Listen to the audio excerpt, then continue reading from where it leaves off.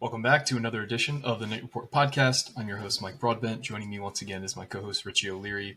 Have a lot to talk about today. We're going to recap Washington after we've been able to rewatch the game and kind of marinate on our thoughts there. Greg Schiano had his game week presser talking Nebraska today. We'll go over everything he said. We'll go over a light preview of Nebraska and how some of our other future opponents did. And then we're going to talk some hoops recruiting because there's some Rutgers targets that are announcing this week. And there was also a lot of big-time visitors on campus for the Nebraska game that we'll discuss as well. But before we get into that, this podcast is presented to you once again by Knight and Day Apparel. Get ready for football and tailgating season with Knight and Day Apparel. Our apparel is designed to keep you comfortable and stylish from the pregame excitement to the final whistle. Whether you're grilling in the parking lot or cheering from the stands, our high-quality gear has you covered with unbeatable comfort and team spirit. Use our promo code RutgersRivals to get 10% off your purchase. Score big this season and keep chopping with Knight and Day Apparel. I feel like one of us has to buy this. I saw a few pictures from the game.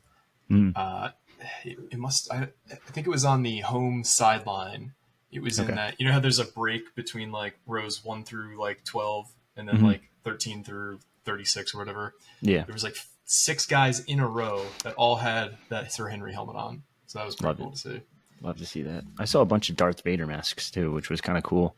From every age group, not just kids. There were like full blown like 50-year-old adults wearing Darth Vader masks. That's great. It was something else. Let me tell you. Great time though. This podcast is also brought to you by BetOnline. BetOnline is the world's largest and most trusted betting platform and your number one source for everything football. BetOnline has every stat, every matchup, and even live odds and spreads to bet on during games. Think you know your stuff? We'll get in on our $200,000 mega contest and pick 5 games against the spread each week for your chance at winning a share of $200,000. When the game's over, head on over to our online casino and get in on a game of blackjack or poker, unwind with one of our 150 slot games. Head to the website today and get in on the action. I believe Rutgers has moved to a 7.5-point underdog against Nebraska recently, so if you want to get on those odds, do it there. Bet online, the game starts here. All right, so I know you guys had the latest of late nights on Saturday morning doing a live show, instant reaction type thing coming from the game. I did not have a chance to watch the entire game in the most ideal environment. I rewatched it yesterday and today, so I kind of have my thoughts lined up. But I'll go to you first. After you've had a chance to kind of let the weekend sit in and marinate on these thoughts of the game, what are some of your give me like the elevator pitch on how you thought the game went? I thought Rutgers did pretty well in the first half. I thought there was no question about it. Minus that blocked kick, which, oh my God, I still can't get over how you had a freshman run on the field and it doesn't even affect the play. Like, it's kind of crazy. I said it on our post-game show. Like, if I'm a Washington fan, I'm punching my screen, I'm punching my TV, I'm throwing shit. Like, it's insane. And they couldn't really stop a nosebleed from when it came to the run game. There's just so many missed opportunities for Rutgers, and they pulled out a win that unheard of. Like, there's just so many situations where they should not have won that game. And I hate to sound negative, but like there's just look at the yardage difference, the blocked kick, that little penalty thing. There were so many situations where I thought Washington was the better team, but in the end, Rutgers pulled through, and it's a huge win. And you saw it like on was it Stats Award today from Parker Fleming? It's like the biggest gap between how bad did we lose type thing, and he does it every week. And this one, Rutgers had the biggest gap of how did we win type of thing, and it's insane, like absolutely insane. But I thought overall, Kyle Monangai is a godsend, and he's unstoppable. And then Sam Brown showed that he has that his burst is starting to come back a little bit. So great game for Rutgers. They won, and that's all that matters, basically.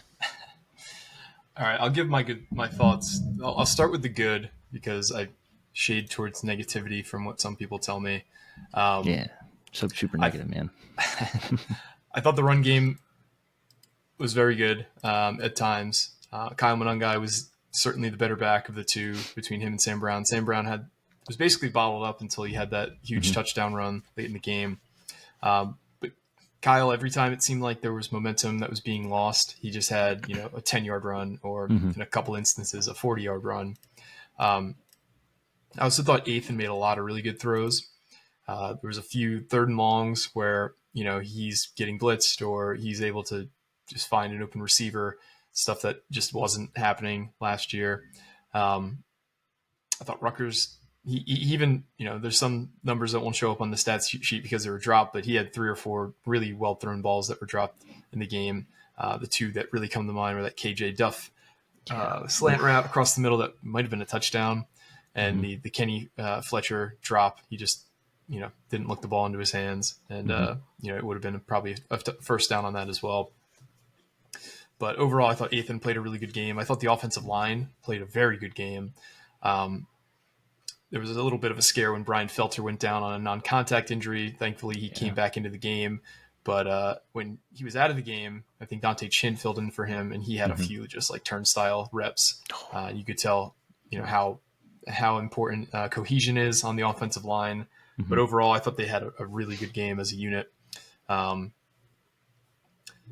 kind of where my positives end. I think they showed a lot of toughness to pull out a game against a Washington team that I think is better than Rutgers, more talented. And I thought Washington was very poorly coached. This is something that I don't think we talked about enough in the preview last week of Washington trying to try and look like the smart, at least Jetfish tries to look like the smartest guy in the room rather than just doing things that worked. In the Apple Cup, they lost. They ran a 4th and 6 play, and it was like a QB option with Will Rogers rather than just carve up them in the past game like they were doing all game.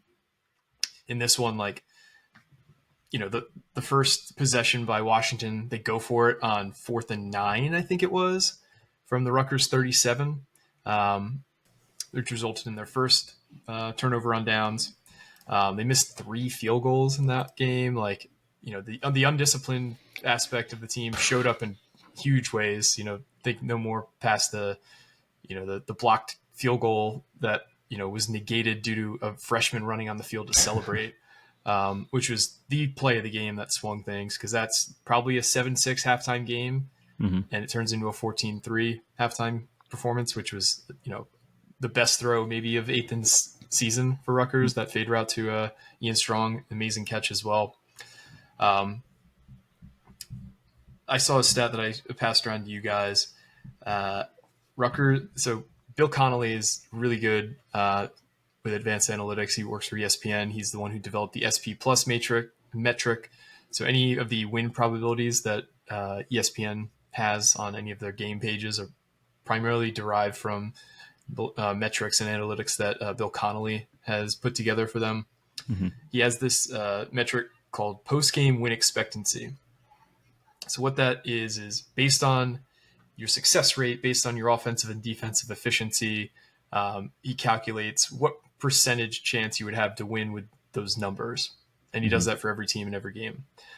Rutgers had a 3.3% post-game win expectancy, which is the lowest of any team that has won in the FBS this year out of 354 games. I'm going to just let that sit in. The lowest by far. I'm going to take this back a few years.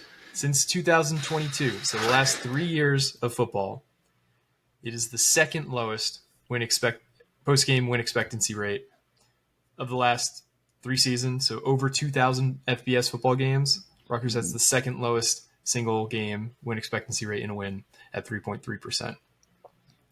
So I say that to say Rutgers really lucked out to win this game. Yeah. They did not do enough on offense, in my opinion. They finished 6 of their 10 drives on 3 and outs, and the 4th, they had another,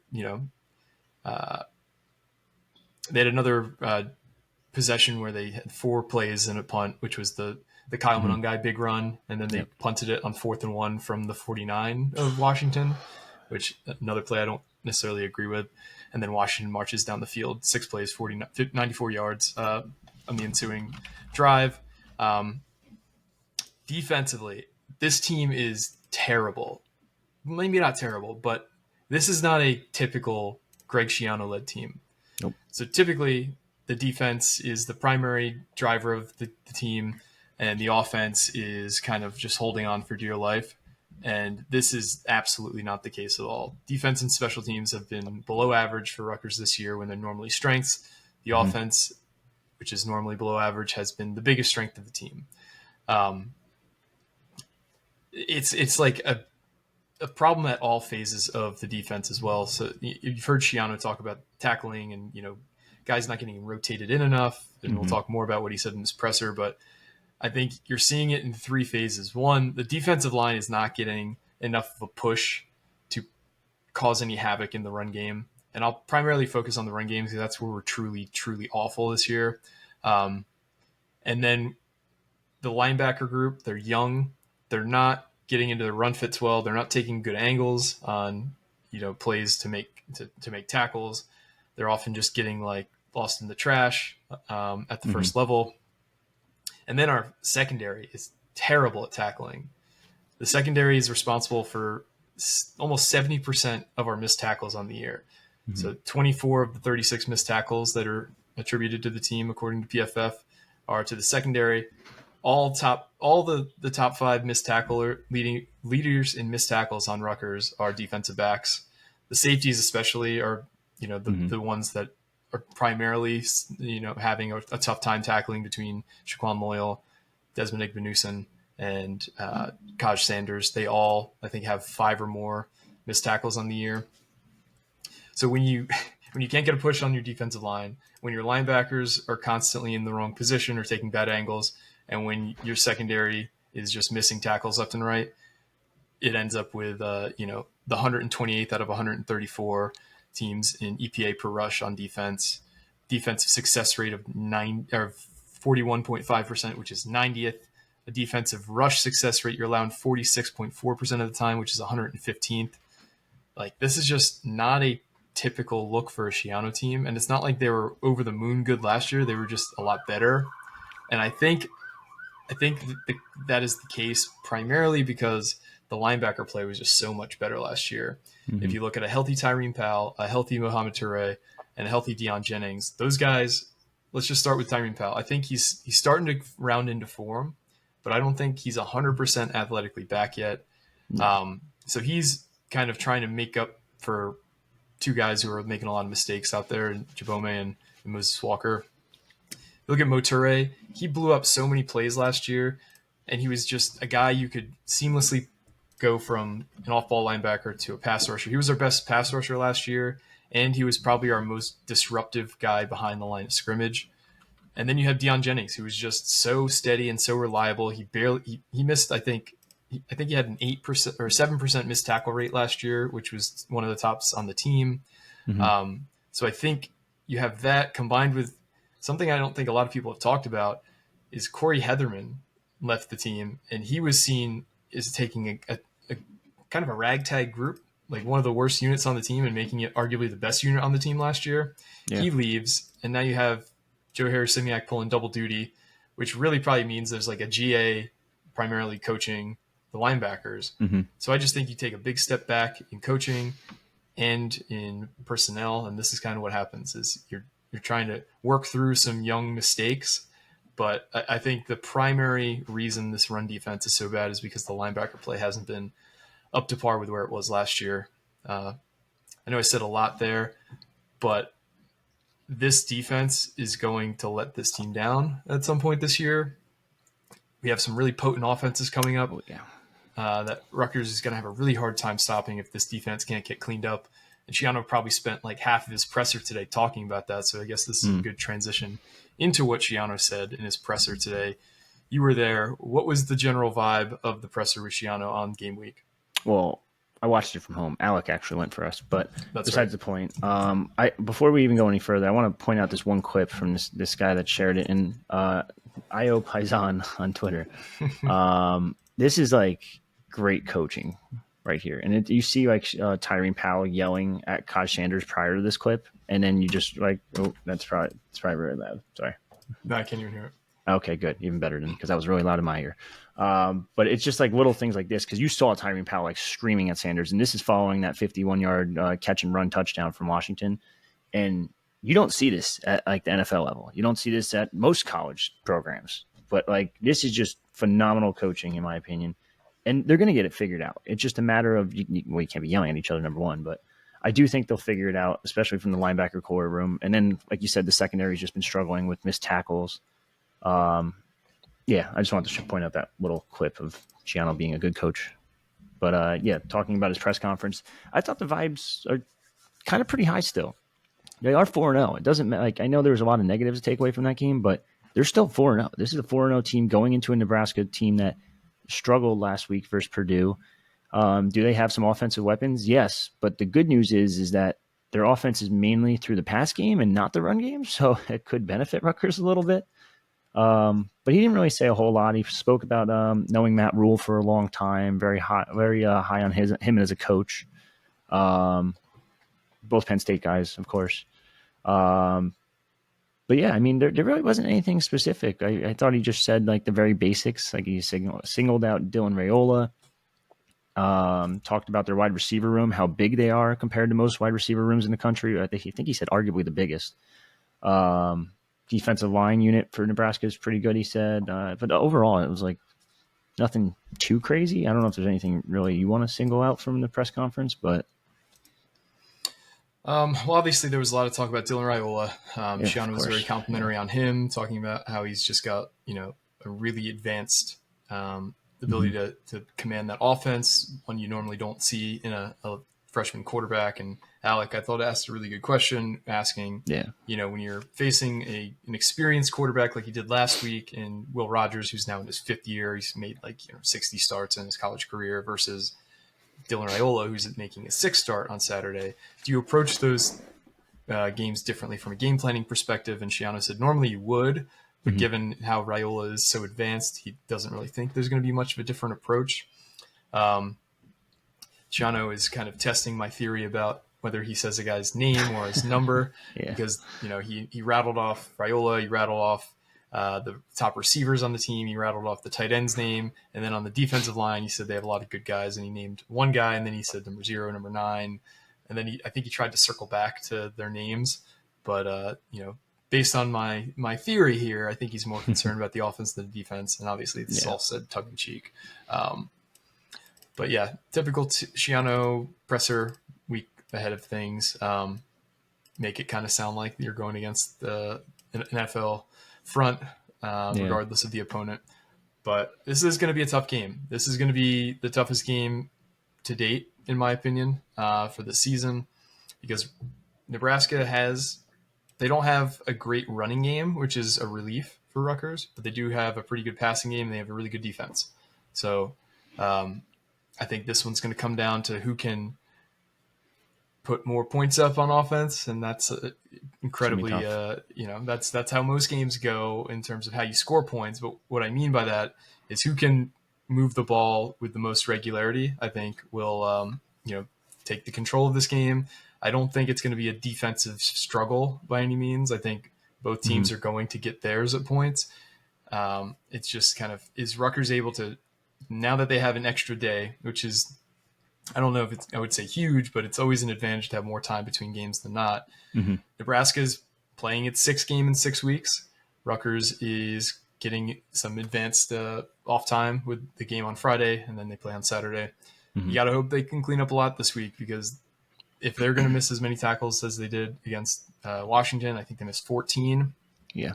You can't play as sloppy as you did and as conservatively as you did in the second half. That's the one point I didn't make that I kind of want to circle back to really quick. The final 11 play calls of the game were runs. I thought they should have went for it on that 4th and 1, because 100%. they were, even though they weren't scoring Washington, they were moving the ball with ease. They were moving the ball anytime they wanted to against this defense. You have a run game that's really kind of playing well. You got to go for it there, because you got to assume that Washington's going to put themselves in scoring range regardless of how far back you set them, because we weren't able to stop them. And sure enough, they score on 6 plays and 94 yards later. But you can real quick. So Rutgers punted from the 49. Where did they score from? The 49. It was a big mistake. And then the thing that I really didn't like is that the second to last possession for the offense for Rutgers, They get the ball 1st and 10 from the Rutgers 20 with 7:15 left in the game, and they just do 3 straight runs up the middle. Like, Yeah. it's 3rd and 3. Are you going to be aggressive and try and get the first down and really salt this game away? Because they were able to burn 2 minutes in that drive, but it's just you have to try and win the game. You can't. They're up 11 at that point, and again, Washington has moved the ball with ease. I just don't understand why you don't try and step on their throats. Like, that is something that needs to kind of be ingrained into this team a little bit more. This killer instinct, this, not letting teams back in the game, because we were up by 11 points for the majority of this game. We had a 14-3 lead for a while. We had a 21-10 lead for a while. Yeah. Like we said with the numbers, it's probably not a deserved. Like, they probably shouldn't have been up by that much, but this is the situation they found themselves in, and they almost let Washington force overtime late. Because I did not feel like if that game went to overtime that Rutgers would have won. Washington was just moving the ball too easily. I think they had the momentum at that point because, they scored the touchdown and the 2-point conversion. And I think they knew kind of that they were shooting themselves in the foot, with the 3 missed field goals in the game. But just I'd like to see a little bit more aggression late in the game on offense. Like, don't turtle up and just – like, I thought there was a brilliant play call against Virginia Tech, the tunnel screen, which got us back into that game momentum-wise. You gotta be more aggressive than just running the balls 3 straight times on 2 straight possessions, not going for it on 4th and 1 from the opponent's 49-yard line. I don't know. That's just... It goes back to what you said before. Like, this year's team is not like a typical Schiano team. Like, last year, he was super aggressive. He was going for it on 4th down a good chunk of the time. And now he's just, like, shying away from it, especially when you're in opposing territory. Like, you get that first down, and going back to, what was this? This was... You get that first down at 7:23 left in the third.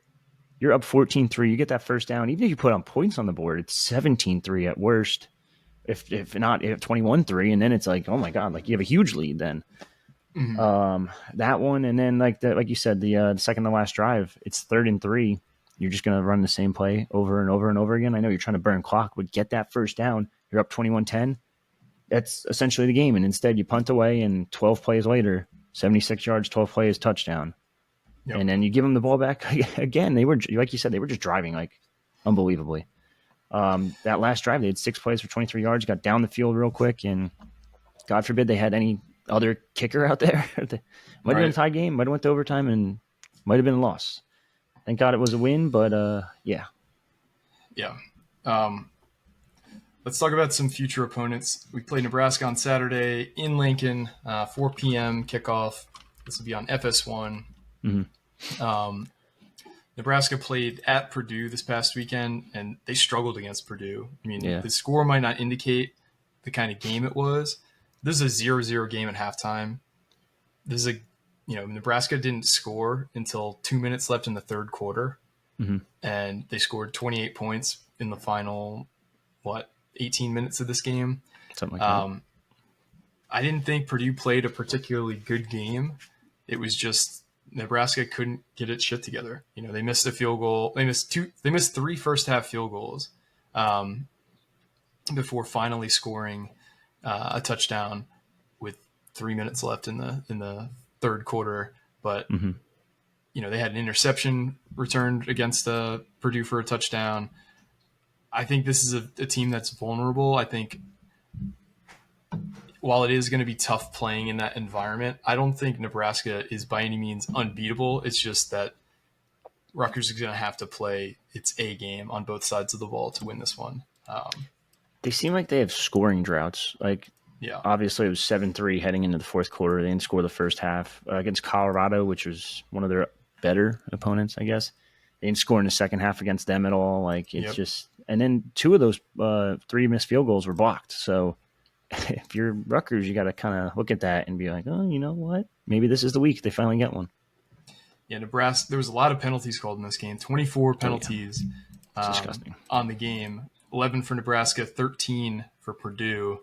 Nebraska only converted 1 of 8 third down conversions. So and Purdue converted 7 of 15. This is kind of like a very similar game in terms of like the numbers to the Rutgers-Washington game, especially when you look at the missed field goals. It's just that Nebraska was able to score late and Washington really wasn't. Let's go to the next opponent in the. They were also Raiola was also sacked 5 times against Purdue, which if Rutgers is able to get 5 sacks, I think I'm comfortable saying they're going to win any game they get 5 sacks in. But 100%. it sounds like the Nebraska offensive line is a little suspect. The next opponent, which the time was just announced, it was going to be a noon kickoff in Piscataway on October 12th. Wisconsin was up 21-10, I believe, on UCLA or USC at halftime. USC ended up scoring 28 unanswered in the second half to win 38-21. This is a Wisconsin team that is just not very good this year. They have a backup quarterback now in Braden Locke, who completed only 50% of his passes against USC. This is probably the worst Wisconsin team I can remember in maybe a decade. So I feel pretty good about Rutgers taking care of business against Wisconsin when the time comes. But what about you? What are your thoughts on Wisconsin? Yeah, Tyler Van Dyke going down kind of threw their whole season down the drain, basically. Yep. If you look at their numbers, even against USC, like they're not good by any means, and then giving up 28 in the second half. It's a good USC team, don't get me wrong, but Wisconsin just has been beaten to a pulp at this point between USC, Alabama. I don't even know if they're going to beat Purdue this weekend, to be honest with you. Yep. You think so, maybe? I don't know, but noon kickoff, potentially Fox or BTN, they said, but maybe Fox, depending on what Rutgers does this week. You got to be. I think I'm pretty optimistic in this one. Yep, same.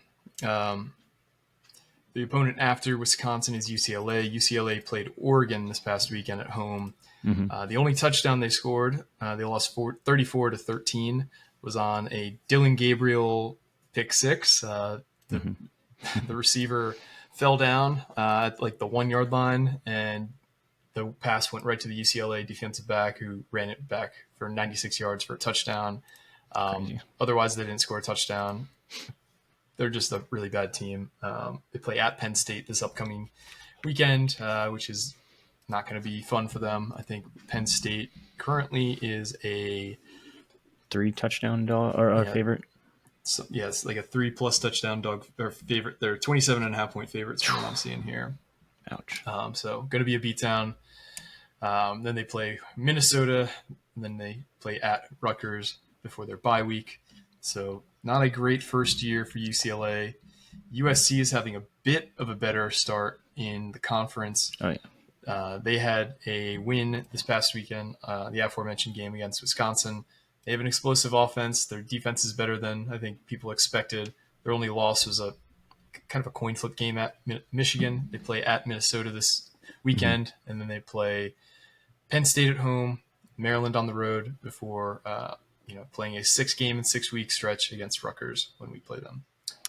That's going to be a weird one just because it's such a late game for Rutgers. And I really don't know how to judge this USC team because I thought the LSU win was great, but now I'm questioning LSU. Then you lose to Michigan, who's kind of on a down year, pretty much. Beat Wisconsin, Minnesota. You really won't tell how good they are, I guess, until they play against Penn State in 2 weeks. Yep.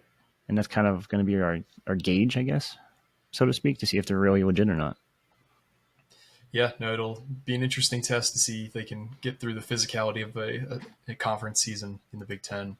Yeah. I'm going to venture beyond the second bye week for Rutgers to talk about one more opponent in Minnesota. Minnesota lost at Michigan in a controversial final play. Maybe not final play, but final attempt at an onside kick. Mm-hmm. It was clear that it was not offsides. Minnesota had a clear recovery, but they called them offsides. To stop the comeback against Michigan, Minnesota was down 24-3 at one point, and they roared back to lose by 3, 27-24. Just unfortunate the way that ended. Minnesota now moves to 0-3 on the season against Power 4 opponents. They lost the opening day game at home against North Carolina, then they lost at home versus Iowa, and then they lost at Michigan. They play USC at home this upcoming weekend. Minnesota's dealing with a ton of turmoil, not having anywhere near the season I think any of them thought they would. So if this trajectory continues, I think this team might be pretty much ready to roll over by the time they roll into Piscataway on November 9th. But yeah, it's Michigan last week, USC, then Illinois right before Rutgers is going to hurt them too. That's a really good Illinois team, and they're ground and pound football. It's going to be you're kind of going to get beaten up quite a bit right before you face Rutgers. It's a good sign for Rutgers. yeah, it is. But that's kind of the recap of how future opponents did. We'll talk more about Nebraska later in the week. We're still setting up who we'll be speaking to for our next preview show, but we will have an expert on to hopefully have a less homer take than another guest we had on recently. So for the game this past weekend on Friday, there was a lot of big time visitors on the hoops recruiting front. Yes. Let's talk a little bit about how some of those who some of those visitors are and how their visits went. Let me pop it up. I have an article somewhere. Don't know where it's at. Just going with the big name that was on campus.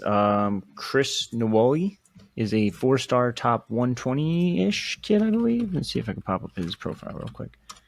Top number 117 in the Rivals rankings that just got updated last week. Interesting prospect. Kind of came out of nowhere. Sierra Canyon, a school that some of you might be familiar with for the sole fact that Bronny James High School. Bronny James? Yeah, Bronny James High School. So he actually had a top 6, and you can see what the top 6 was, which he released back in mid-August, late August. And then Rutgers just offered the other day, and within days of Rutgers offering, he scheduled an official visit to campus. This is a Marlon Williamson recruit right now. It sounds like they did a really good job with him this weekend. I know some other commits in the 2025 class are pursuing him, are helping to try to get him on board.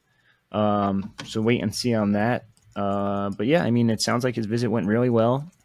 They want 3 to 4 in this class. This would fill that forward role. They want a point guard. They want a guard/wing type, which kind of fills that Kelvin Odie role. And then they already have a center in Javante Ware. I know Javante Ware is technically listed as power forward, but he's 6'10", 240. He's your center, buddy.